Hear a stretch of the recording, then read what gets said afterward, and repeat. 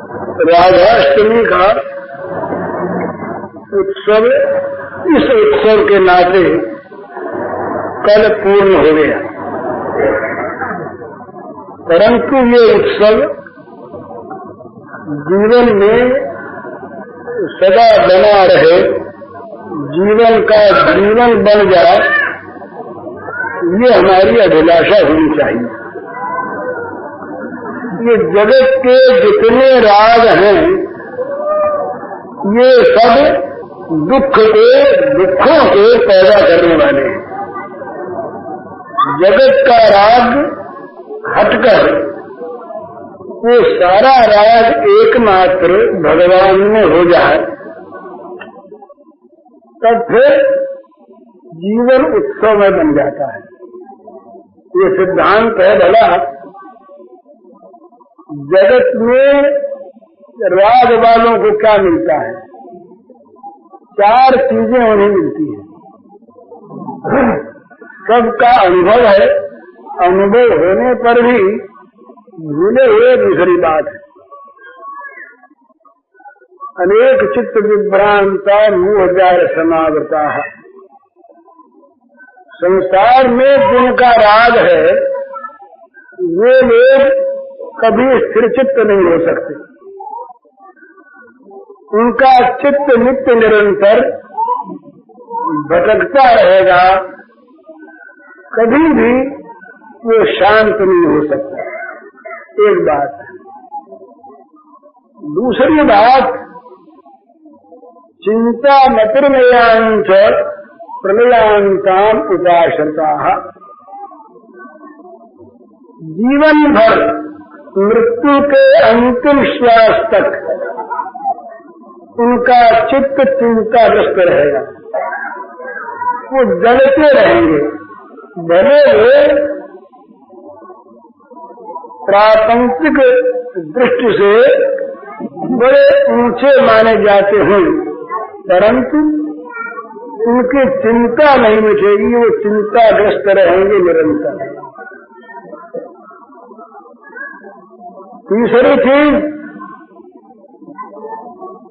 उनके द्वारा बुरे कर्म हुए बिना रहेंगे नहीं पाए। ये पाप क्यों होता है? बड़ा एक स्वाभाविक प्रश्न है अर्जुन का, तो प्रत्येक समझदार का प्रश्न हो सकता है। मनुष्य सोचता है कि ये बुरा काम है, नहीं करना चाहिए। हर एक आदमी जिनके द्वारा बुरे कर्म बन जाते हैं, वे भी बन जाने के बाद सोचा करते हैं कि भाई ये काम अच्छा नहीं हुआ, बुरा हो गया, आइंदा न हो तो अच्छा, फिर कर बैठते हैं। तो अर्जुन का एक प्रश्न है, अथ केन प्रयुक्तोऽयम् पापं चरति पुरुष अनिच्छन्नति वार्ष्णे बलादिव नियोजिता। अक्षरार्थ यह है कि अनिच्छन्नति, इच्छा नहीं है हम पाप करें, मन नहीं चाहता हम पाप करें, परंतु बलादिव नियोजिता, जैसे कोई जबरदस्ती किसी को पकड़कर उससे कोई काम करवा दे, बलपूर्वक जिसे नियुक्त करके नियोजित करके किसी काम को करवा दे, इस प्रकार ये पाप कर्म बन जाते हैं। तो अर्जुन ने पूछा, महाराज केन प्रयुक्तोऽयम् पापं चरति पुरुष, ये किसके द्वारा, कौन ऐसा है हमारे अंदर बैठा हुआ जो हमें इच्छा न होने पर भी पाप हमसे करवा देता है? वहाँ भगवान का इतना सुंदर उत्तर है, ये नहीं कहा कि तुम्हारे भाग्य में पाप लिखा है। हम लोग बहुत बार अपने दोष को छिपाने के लिए भाग्य का आश्रय कर लेते हैं। भाई हमारे भाग्य में तो पाप ही लिखा है, किसी और बात और कारण भगवान ने बताया। भगवान ने साफ शब्दों में कहा, कामेश क्रोधेश रजोगुण समुद्भव महाशनो महापात्मा विधिवैरिण। भगवान ने कहा भाई बैरी को जो तुमने अपने अंदर पाल रखा है, काम मन में रहता है, अंदर रहता है, तो कहा कि बैरी को तुमने अंदर बसा रखा है। वो बैरी कौन है? वो बैरी है भोग कामना, भोगों की कामना, भोग प्राप्त हो, इस प्रकार का जो हमारा मनोरथ है, काम है, ये बैरी है। यही काम जब सफल होता है तो लोभ बनता है, और असफल होता है, कहीं मार खा जाता है, क्रोध बनता है। कामा क्रोध हो जाए तो कामा लोभ हो भी जाए। इस जगह मार्कंडेय पुराण में पाठ आता है, कामा लोभ हो भी जाए। दोनों एक ही बात है। लोभ या क्रोध, इन दोनों में से कोई सा भी जागृत हो जाए उसका अगला स्तर है सम्मोह। लोभ भी मनुष्य को मूढ़ बनाता है और क्रोध भी मूढ़ बनाता है। तो दो ही चीज होती है, फिर हमें अमुक चीज मिले और यदि नहीं मिली तो अमुक ने बाधा दी, उसको समाप्त कर। तो आसुरी संपत्ति वालों के यही बताया है कि काम क्रोध परायणा, काम और क्रोध इन दो के वो पराय रहते हैं, और ये काम ही क्रोध बन जाता है। तो ये काम ही तुम्हारा शत्रु है, तुम्हारा बैरी है, जो तुम्हें बाध्य करता है पाप करने के लिए। ये कैसा है? इसकी भूख विषयों से कभी भागती नहीं। एक जर्मन एक विद्वान हुए फ्रायड ने ऐसा कहा है, बिल्कुल भ्रांत धारणा है कि विषयों के भोग से विषय तृष्णा की शांति होती है। बात यह है कि विषयों के भोग से विषय भोग की शक्ति का नाश तो होता है, पर तृष्णा न जीर्णा वयमेव जीर्णा, विषय कामना का, तृष्णा का नाश विषयों के तो भोग से हो जाए। विषय न काम लगे तुलसी कहूँ, विषय भोग बहुभूते संभव नहीं। तो विषयों को प्राप्त करने की अभिलाषा विषयों की प्राप्ति से उत्तर बढ़ती है महाशन। इतना खा कि खाते खाते पेट भरा ही नहीं। तो ये कामना जीवन में रहती, इसलिए बिना पाप के आदमी बचता नहीं। तीन बात हुई ना, जीवन भर अशांत चित्त, जीवन भर चिंताग्रस्त चित्त, और जीवन भर नए नए पापों में प्रवृत्त। हम देख रहे हैं ये कानून किसी पाप को मिटा नहीं सकता। कानून बनाने वाले, मनवाने वाले और मानने वाले अगर मिल जाए तो कानून किताब में रहता है, कानून आचार में नहीं आता। हम आज क्या देख रहे हैं? ये जो महान से महान घृणित कार्य, खाने पीने की चीजों में और दवाई में भी मिलावट, जिनसे मनुष्य के प्राणों का संबंध है, ये क्यों? कामना, भोग कामना। जब मनुष्य की ये कामना सीमित रहती है, शास्त्र विहित रहती है, इसीलिए हमारे यहाँ अर्थ धर्म काम मोक्ष में अर्थ और काम का बहिष्कार नहीं है। ये चाहिए, ये पुरुषार्थ में माना है, बुरी चीज नहीं। पर अर्थ और काम हो धर्म नियंत्रित, और उनका लक्ष्य हो मोक्ष। मोक्ष के लिए धर्म का पालन हो, और धर्म के पालन के लिए जहाँ जितने काम अर्थ की आवश्यकता हो उतने का सदुपयोग किया जाए, ये अर्थ और काम का अभिप्राय है। लेकिन जहाँ भगवान और धर्म का संबंध नहीं रहता, वहाँ ये काम जो है ये सारे पापों को बनाने में ये काम कारखाना है भला, ये काम है, ये पाप का कारखाना, बहुत बड़ी फैक्ट्री। इसमें से पाप योनय, ये दुख योनय, ये भोगों की कामना से क्या होता है? दुखों की उत्पत्ति होती है, दुख होते हैं पाप से, दोष से। तो आसुरी संपत्ति वाले क्या करते हैं? मैं राग की बात कह रहा था, उनके स्वरूप का वर्णन हमारे आज के स्वरूप से मिलाइए। इदमद्गमया लब्ध इमं प्राप्स्ये मनोरथम इदमस्तीद मपुले भविष्य पुनर्धनम असो मया हत शत्रु हनिश्य चापरानपि ईश्वरो हम भोगी सिद्धो हम बलवान सुखी आढ्यु जनवानस्मि कोन्यो सदृशे सदृशमया यक्षे दास्यामि मोदिष्य इत्यज्ञान विमोहिता। भगवान ने मानो हम लोगों के जीवन का एक चित्र खींच लिया पहले से। आज ये मिला, ये धन आज प्राप्त किया, और हमारे मन में जो पाने का वो अब पाएंगे, आगे पाएंगे। और जो चला गया है, घाटा वाटा लग गया, उसे भी फिर कमा लेंगे। हमारे से बहुत से मित्र हैं जिनकी ये स्थिति हम आंखों देखते हैं।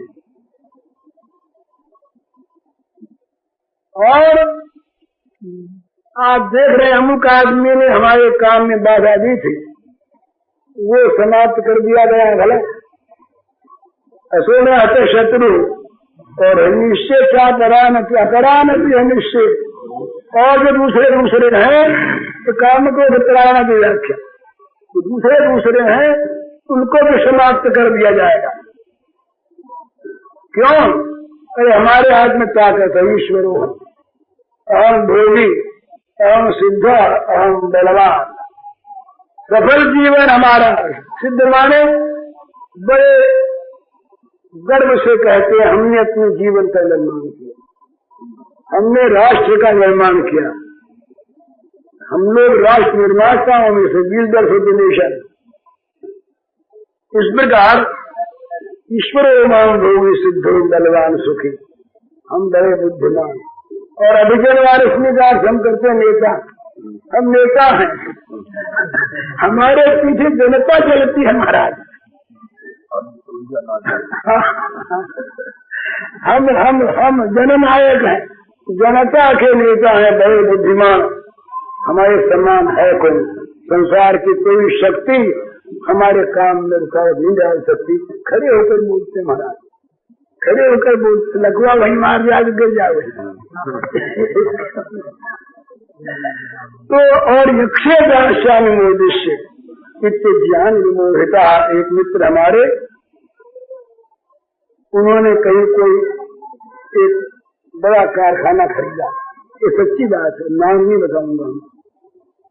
तो मैंने उनसे कहा कि मैं इतने काम है क्यों बढ़ाते हो, और उस जो तुमने खरीदा है उसमें तो कुछ घाटा है, आजकल लग रहा बताते हैं, एक ही खरीदी थी। तो बोले भाई जी होड़ में पीछे कैसे रहे, ये रेस जो है रेस बोल रहे हो, इसमें हम पीछे कैसे रहें?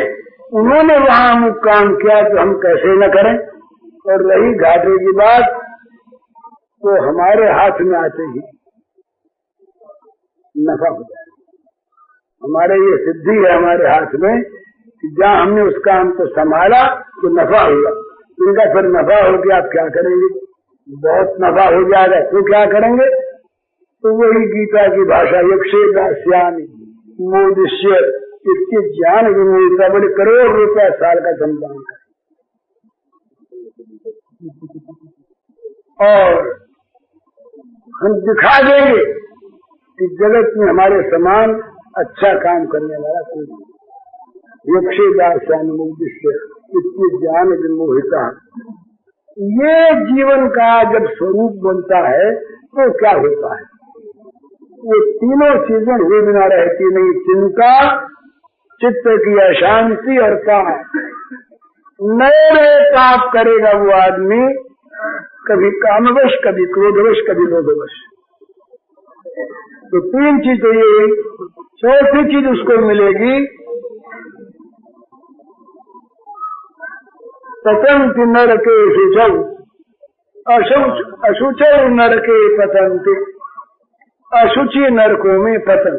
तो भगवान ने, ये बड़ी सीरियसली मैं कह रहा हूं, भगवान ने एक दुख की भाषा में हम लोगों के जीवों के स्वरूप पर, उनके कर्मों पर सोचकर भगवान बोले,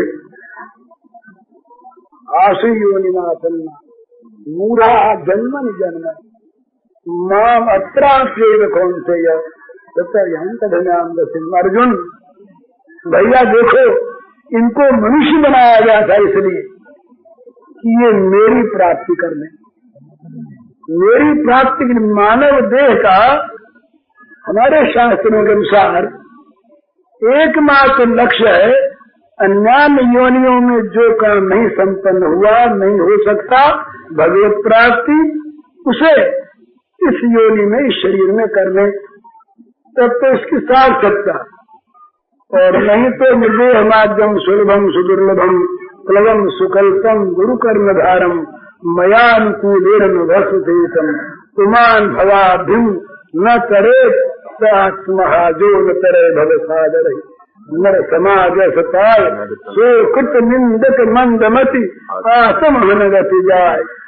ये दशा तो मानव जीवन का उद्देश्य भगवत प्राप्ति, भगवत प्राप्ति के साधन में जिसके जीवन की प्रवृत्ति, उसका मानवोचित कर्म। और नहीं तो मनुष्य रूपेण मृगाश्चरन्ति, ये मानव के रूप में कहीं पशु है, कहीं पिशाच है, कहीं दानव है, कहीं राक्षस है, ये हम लोग हैं।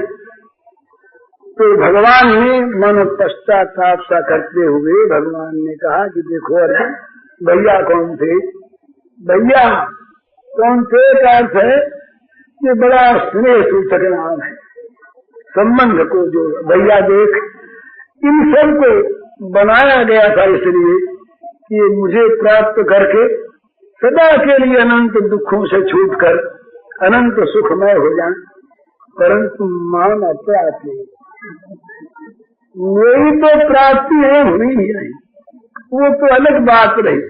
अरे कहीं पहले थे जैसे रह जाते तब भी समझते कि मानव जीवन व्यर्थ ही गया, खराबी तो नहीं हुई। पर यहाँ तो और खराबी हुई। क्या हुई? इनको, इन्होंने जो कर्म किए हैं उससे 2 चीजें नहीं मिलेंगी, जन्मनि जन्मनि आशु योनिमासन्ना। एक जन्म में नहीं, जन्म जन्म में इनको आशु योनियों की प्राप्ति होगी, तो उसके पश्चात अधम गति मिलेगी। बुरी बुरी योनियों में ये जाएंगे बुरे बुरे फल भोगने के लिए, और उसके बाद नरक में जाना पड़ेगा। हम कह दें आज अभिमान बस हम नरक नहीं मानते, वोट ले लो भले, मतगणना कर लो। असल में ये मतगणना का जो एक रूप है ना, ये है मूर्खों का। अधिक मतगणना मूर्खों की होती है। अधिक एक मत जो है ये कहीं भोगों में सुख है कि नहीं इसकी मतगणना करिए। एक आधा भले भूले भटके कह दे कि सुख नहीं है, जो यहाँ भोग न पाया हुआ अभावग्रस्त इसलिए वैराग्य नहीं, घर छोड़ना चाहते हैं वैराग्य से नहीं, अनुकूलता के अभाव से। तो भगवान ने कहा कि देखो भाई कितना बड़ा अनर्थ हो गया, ये मनुष्य बनाया गया था इन्हें मेरी प्राप्ति के लिए, मेरी प्राप्ति के तो ये मार्ग पर ही नहीं आए। इन्होंने ऐसे कर्म किए, इन मूढ़ों ने मूढ़ समझा जी महाराज, भगवान भी करे बोल गए। मूढ़ा नराधमा माया हृतज्ञाना, ये भगवान के हम लोगों के लिए, मेरे जैसों के लिए ये भगवान के शब्द हैं। नमाम दुष्कृतिनो मूढ़ा प्रपद्यन्ते नराधमाः मायार्थज्ञानः आसुरं भावमाश्रिताः। वे दुष्कृति, वे पाप कर्म करने वाले लोग जो मूढ़ हैं, नराधम हैं, माया से जिनका ज्ञान हर लिया गया है, आसुरी भावों का जिनको आश्रय है, वे मुझे नहीं मानते। नाम न प्रपद्यन्ते। ये पापी दो प्रकार के होते भला। एक पाप करने वाला वो है जो पाप को पाप मानता है, किसी विपत्ति में पड़कर, किसी कुसंग से, किसी अन्य कारण से बाध्य होकर बुरी आदत से पाप कर बैठता है, फिर होता है, पछताता है और कहता बड़ा बुरा कर्म हुआ, आइंदे न हो। एक वो पाप, और एक पाप करके उसमें गौरव की अनुभूति करता है, ये मेरी बुद्धिमानी, मैंने ये काम कर लिया, किसी को पता भी न लगा, मैं रह गया ईमानदार का ईमानदार, शाह का शाह, नेता का नेता, धनी का धनी, समाज का पंच, और अपना काम बन रहा है। तो पाप में जिसकी गौरव बुद्धि होती है, जो पाप को जीवन का सुख साधन बना देता है, उसके लिए भगवान कहते हैं, उस वैसे पापियों के लिए मूढ़ा नराधमा। लेकिन वो पापी जो है बड़ा सुंदर, इतनी बढ़िया आश्वासन की बात भी भगवान ने कह दी कि अगर हम विश्वास करें तो हम जैसे कर जाए। अतिजय सुदूराचार्य, ये दूसरा पापी।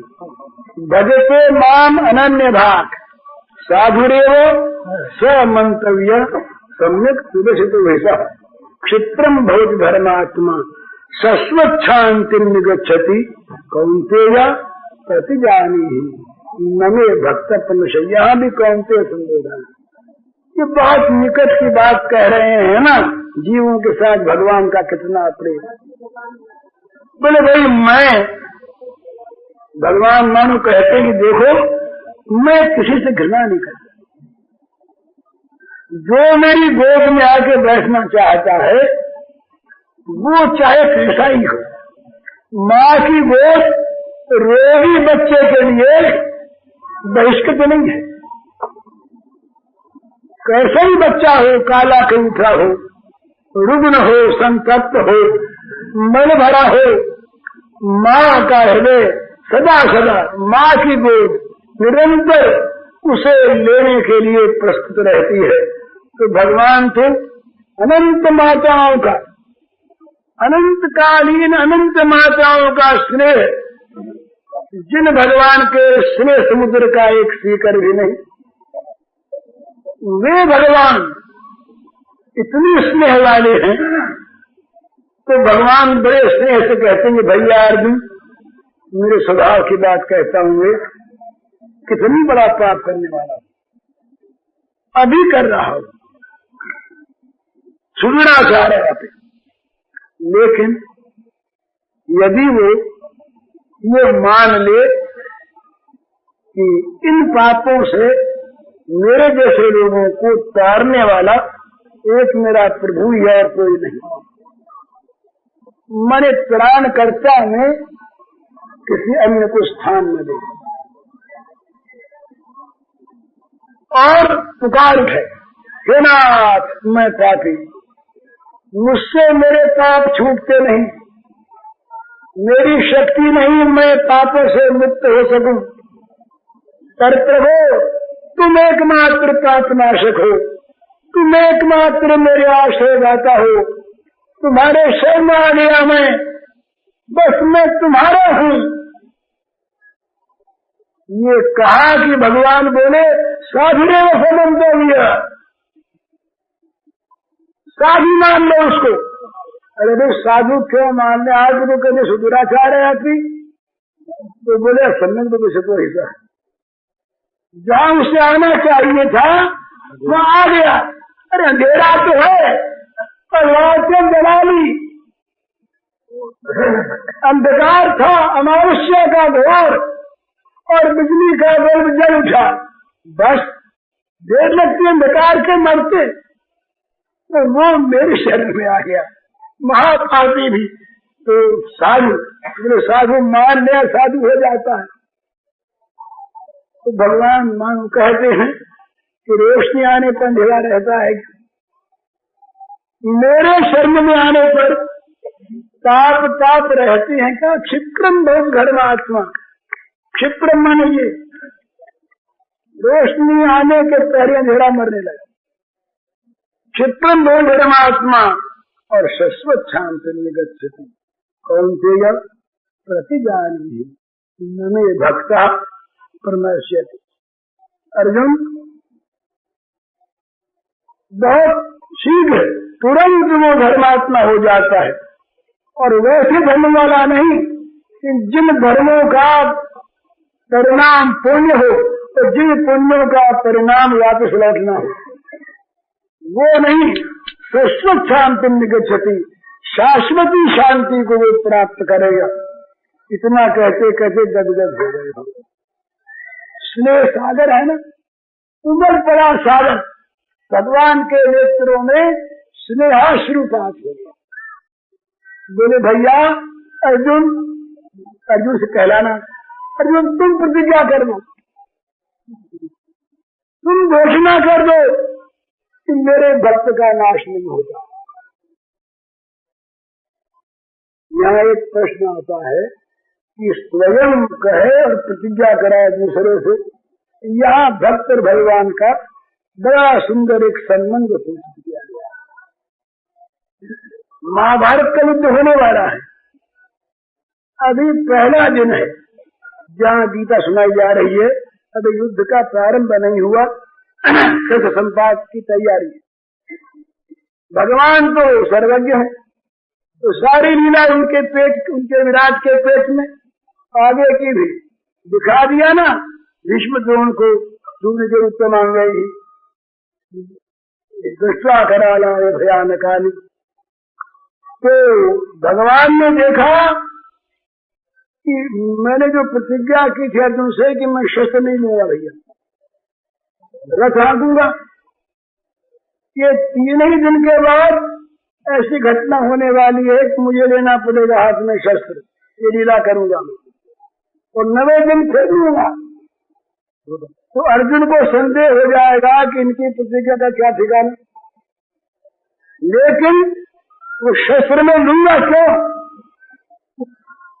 अपने भक्त भीष्म की बात रखने के लिए।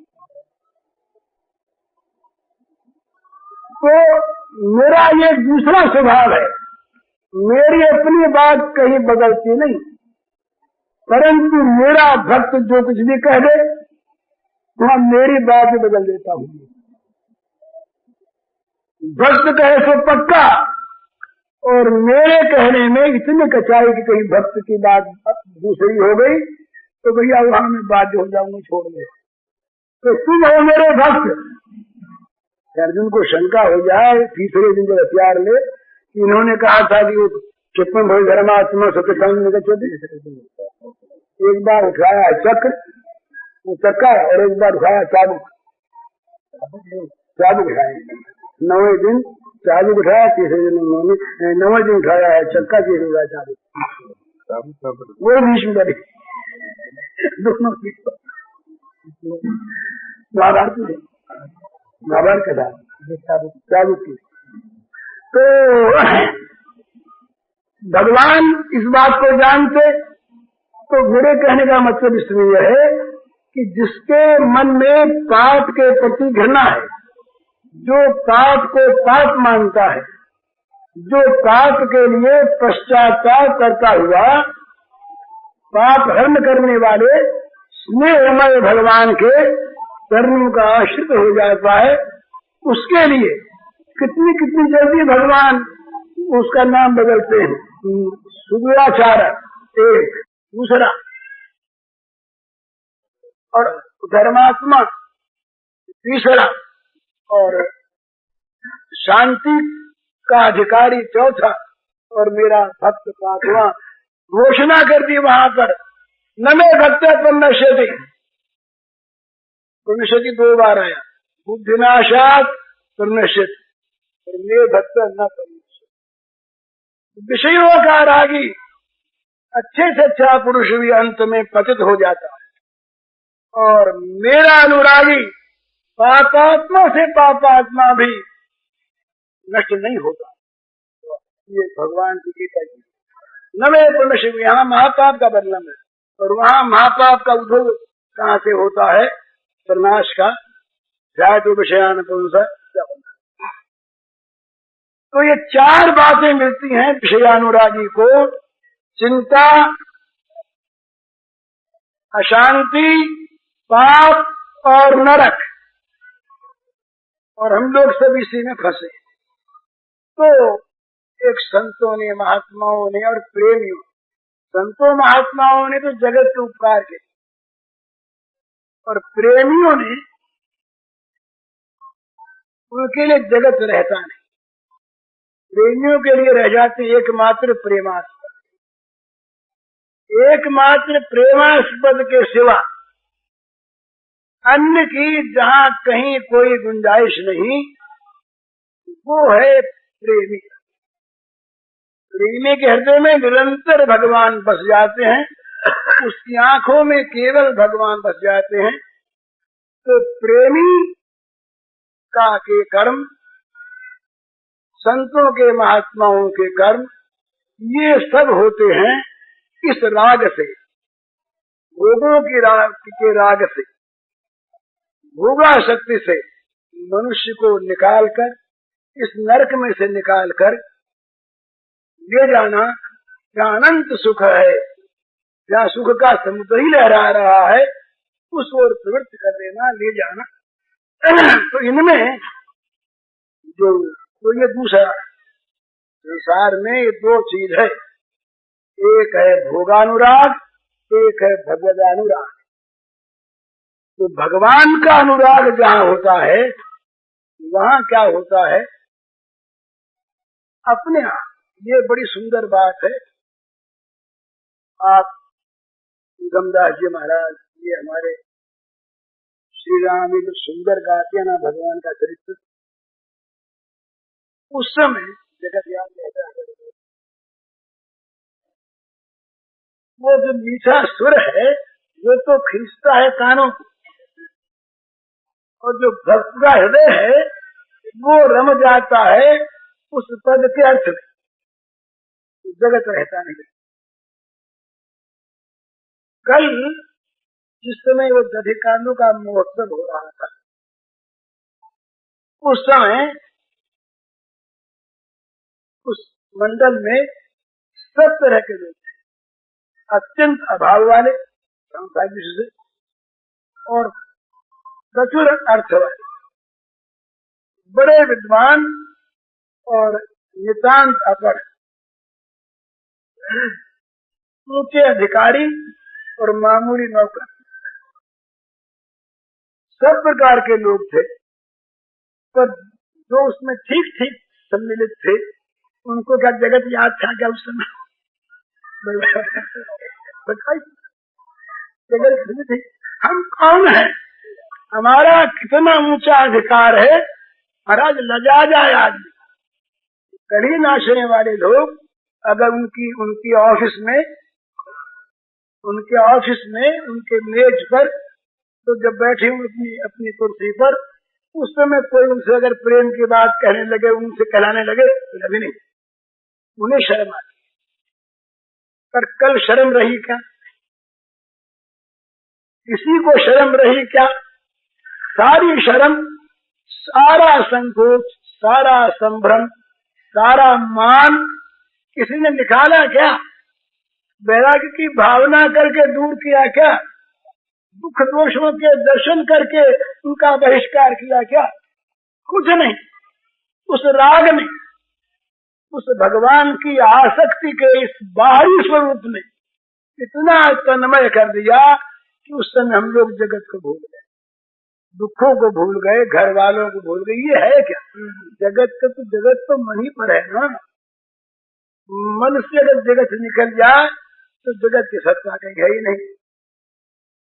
और मन यदि जगत को न छोड़े तो हम कहीं भी बैठे रहें, हमारा ऊपरी नाम रूप कुछ भी रहे, हम जगत में हैं। हमारे मन में जो है वह हम हैं। तो कल हम उस समय भगवान में बैठे थे, सच्ची बात, भगवान के रस में बैठे थे। तो ये जो राग है, ये जो राग मार्ग है, एक वैधि भक्ति है, एक ये इसका नाम हम रखते हैं आसक्ति की राग अनुगा भक्ति। मन फंस जाए न छूटे ऐसी। भाई भगवान की जो विधिवत पूजा करता है वो बड़ी अच्छी है, करनी ही चाहिए। विधिवत पूजा का परिणाम ही है ये रागमयी पूजा। तथापि विधिवत पूजा में और इस रागमयी पूजा में बड़ा अंतर है। अब वो सबके लिए नहीं होती। व्यास जी महाराज थे, वो श्री जी का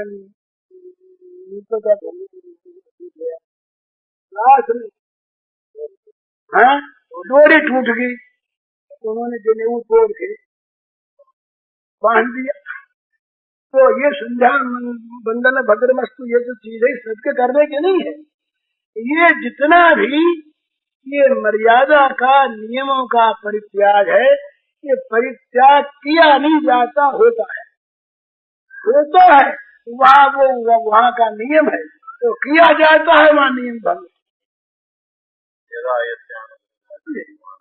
नाव के ऊपर बैठा हुआ आदमी जब तक वो नदी में नाव है तब तक वो नाव छोड़ेगा तो डूबेगा, और नदी के पार उतर जाने के बाद नाव की आवश्यकता का अनुभव करने वाला मूर्ख माना जाए। तो सारे साधनों का फल जो है भगवत प्रेम, इसकी प्राप्ति हो जाएगी तो ये पार उतारने वाली नाव अपने आप छूट जाएगी। अरे पानी नहीं, भव सिंधु सुखाही, भव सिंधु जब सूख गया तब उसके लिए किसी नाव की जरूरत कैसे पड़ी। पर जब तक ये सिंधु लहरा रहा है, जब तक उसमें हम डूब सकते हैं, भय है, तब तक तो भाई नाव को बनाए रखो। नाव भी कहीं डूबना छोड़ो तो मत ही, बैलेंस भी ठीक रखो, सविधि कर्म करो। कहीं डगमगा गई नाव, जल उसमें भर गया तो डूब जाएगी। तो ये इस अंतर को जान करके राग मार्ग में आगे बढ़ना है। परंतु जो राग का साधन है, इस साधन में स्वाभाविक जिस समय तन्मयता होती है उस समय जगत की विस्मृति होती है। जगत की विस्मृति हुई कि दुख की विस्मृति हुई, कुछ नहीं है। महान से महान सांसारिक विषय से दुखों में जिनको हम मान सकते हैं, ऐसे संयोगों वाले प्राणी को हमने देखा है, और वो अपने को बड़ा सुखी मानते नहीं, उनमें सुख उमड़ा पड़ता, बाहर से देखे तो बड़े दुखी।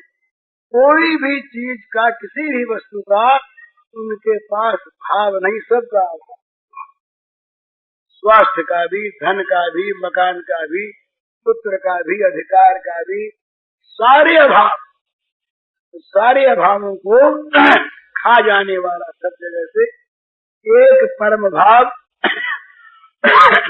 उनमें था। तो उस राग ने उनको सुखी बना दिया। तो जगत से सुखी होने का उपाय है, सीधा उपाय है करने वालों के लिए, और न करने वालों को तो नाम ही बड़ा कड़ा है। सीधा उपाय ये है, बड़ी सीधी सी बात है, भगवान से संबंध जोड़ दिया जाए। भले बेटे बना ले, वो जैसे निजी जन है ऐसा कोई है नहीं। जितने निजी जन हैं सब संबंध छोड़ देंगे। मैं यहाँ बैठा हूँ ना, अभी आप पर आक्षेप नहीं करता, मैं ठीक है बताता हूँ। अगर आपको मालूम हो जाए ये खून करके आया। शराब पी थी एक जगह और शराब पी के वेश्यालय में गया तो वहां इसका एक ने खून कर, केस चल रहा है। तो आप सब लोग खिसक जाएंगे, कोई कोई भले ही बचे। उस मेरे दोषों में हिस्सा लेने वाला कोई नहीं। उस समय क्या ये हमारा प्यारा आत्मा हत्या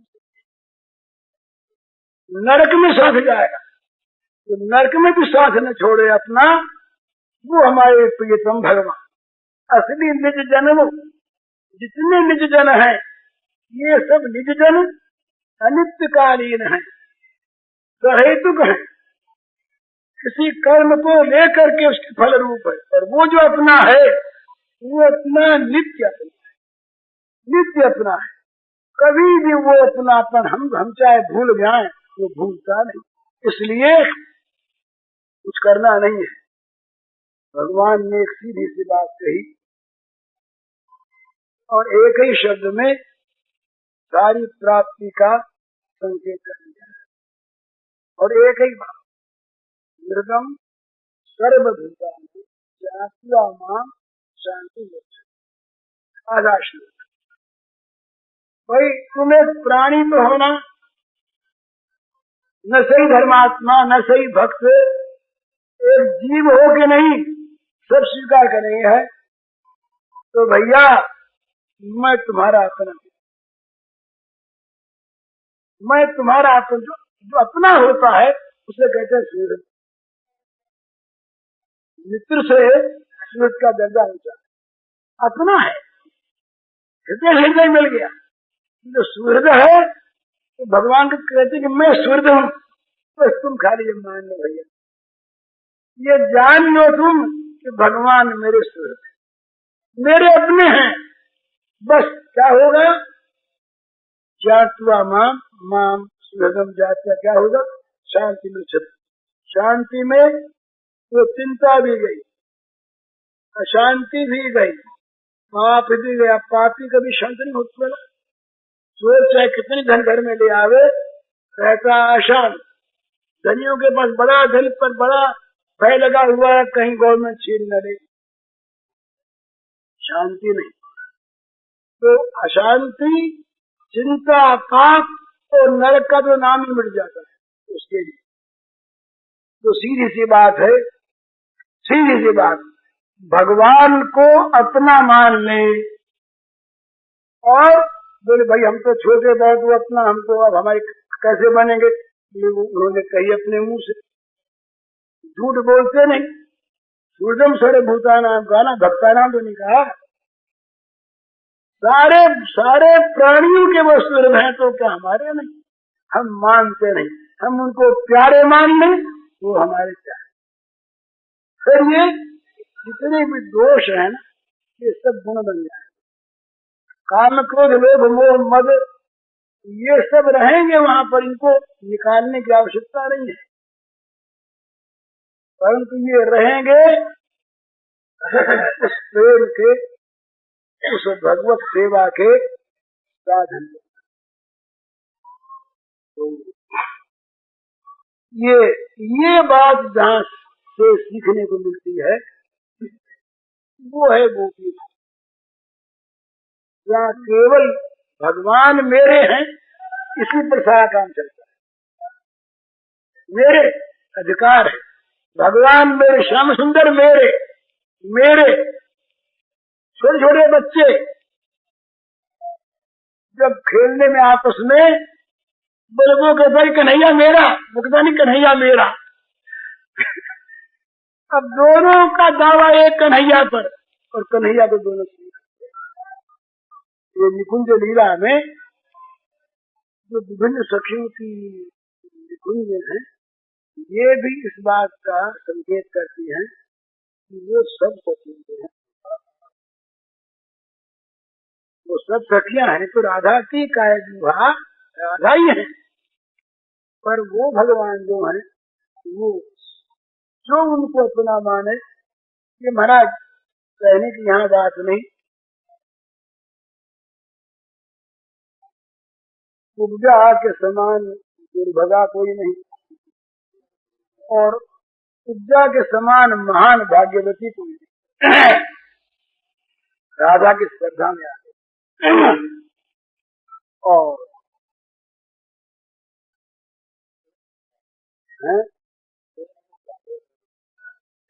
सुनिए ठीक,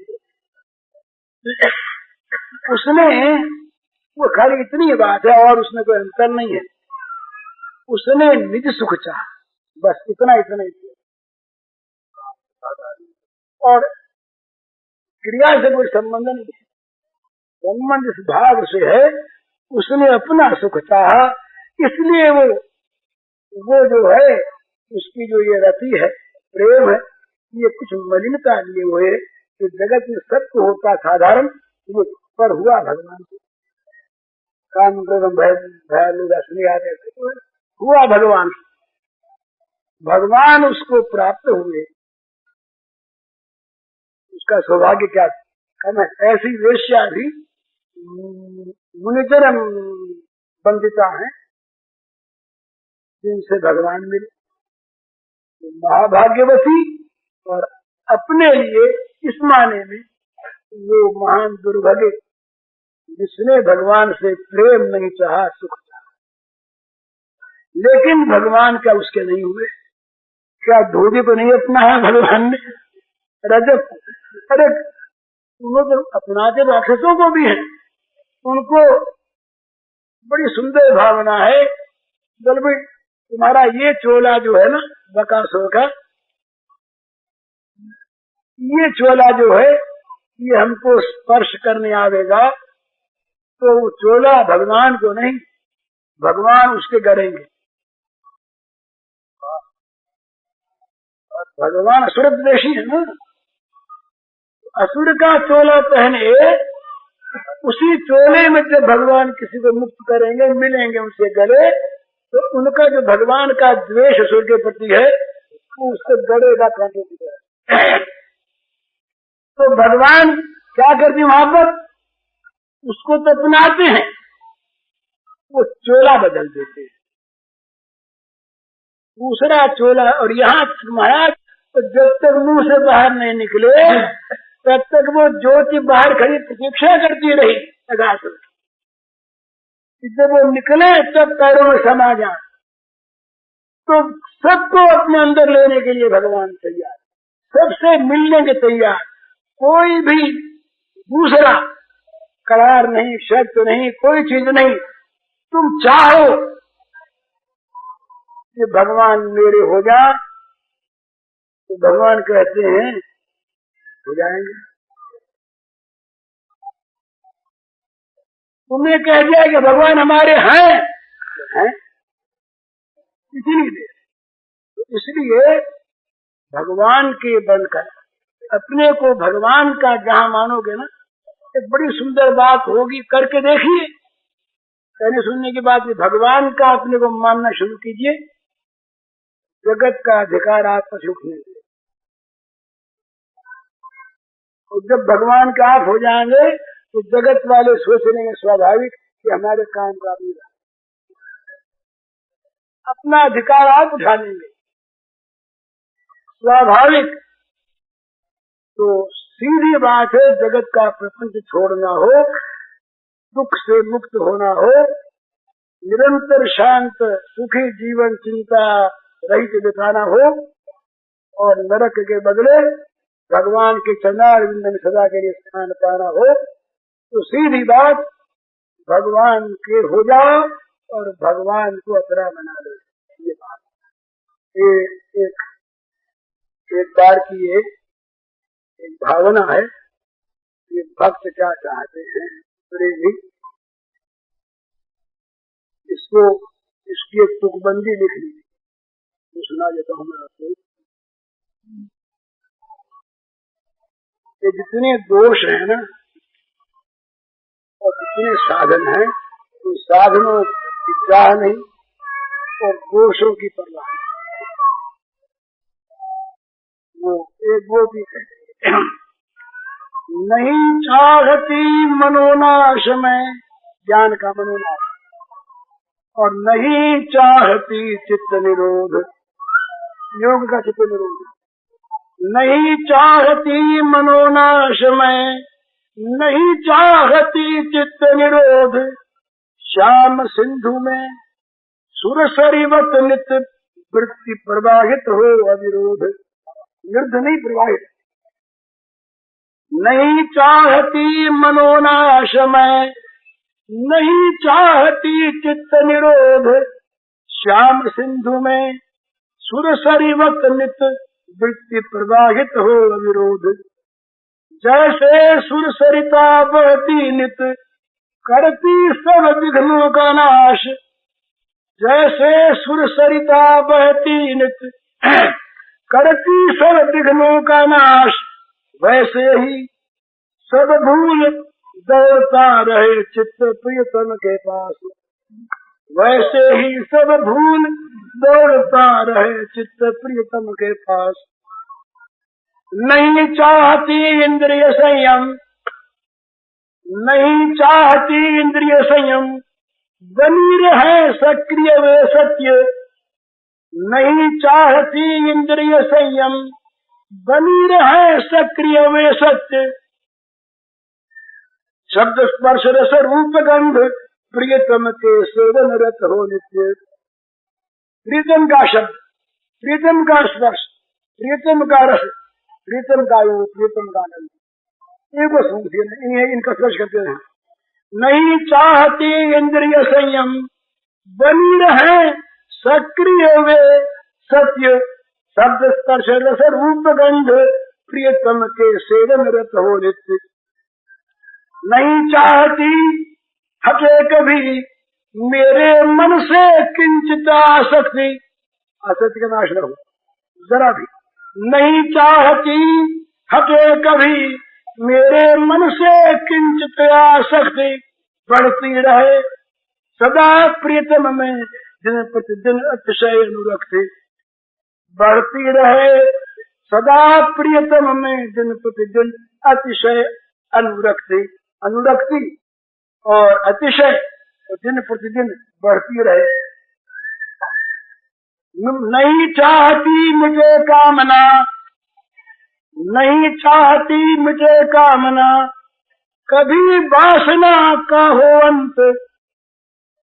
नहीं चाहती मुझे कामना, कभी वासना का हो अंत। तीव्र कामना नित्य वासना प्रिय की बढ़ती रहे अनंत।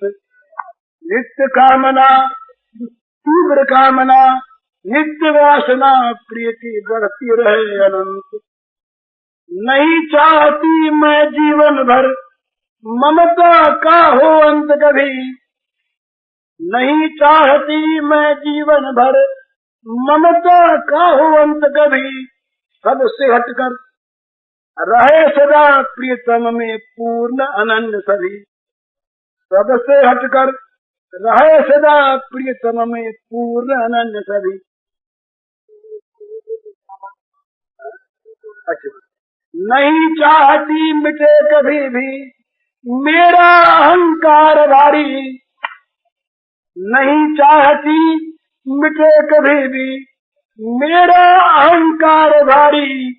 मैं प्रियतम की नित्य सहचरी रहे सदा यह सुखकारी। ये अहंकार मैं प्रियतम की नित्य सहचरी सदा रहे यह सुखकारी अभिमान रहे।